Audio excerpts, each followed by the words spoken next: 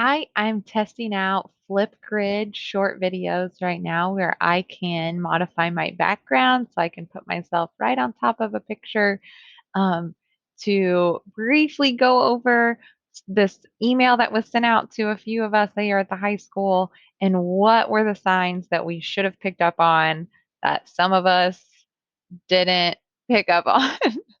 um, to to not click on it. Okay, so the first thing that I would point out is, do we know Lindsay Reed?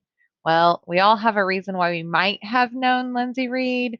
Um, we had a meeting that I couldn't remember a girl's name. She would be sharing stuff with us from Mr. Broviak, from some high school teachers. I just was confident I knew who she was. But do you know who sent you the document? If you don't open it or don't click on the attachments at least. If you open the email, that's a lot less of a big deal. Opening the attachments, a lot more of a big deal. So make sure we know who it's from before we open any attachments. Then on top of that, let's look through it a little bit.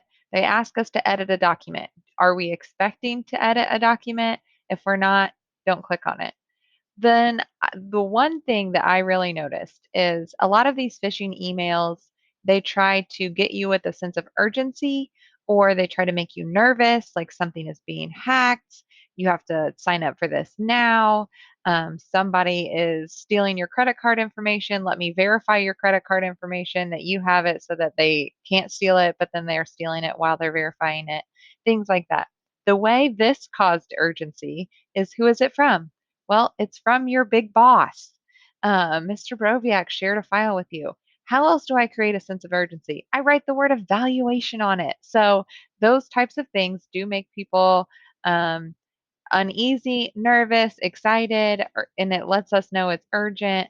So we're going to have a more likely chance of clicking on it. So just be aware of those things if they're trying to make you nervous, urgent, things like that.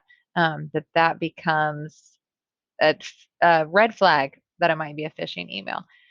Then click through to who it was sent to. It was sent to me. It was sent to a lot of high school teachers.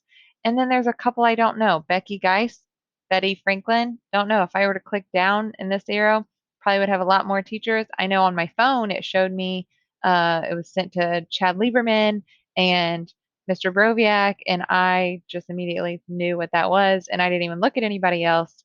Um, and then I was wrong. So if you notice that it was sent to people that did not are not part of our organization, that's a sign. And then also, as I read through this later, when I read it slower, it says Mr. Broviak as shared a file as a SharePoint. So a spelling error there, has is what it should have sent. Any spelling errors on things like this, that is a sign. And then the evaluation comes as docx 01.docx. Either somebody isn't being very intentional with the way they're naming files, or it's been shared a couple times, or it's changed a couple times. So just the way that was named should have been a red flag for me. And we now know better always.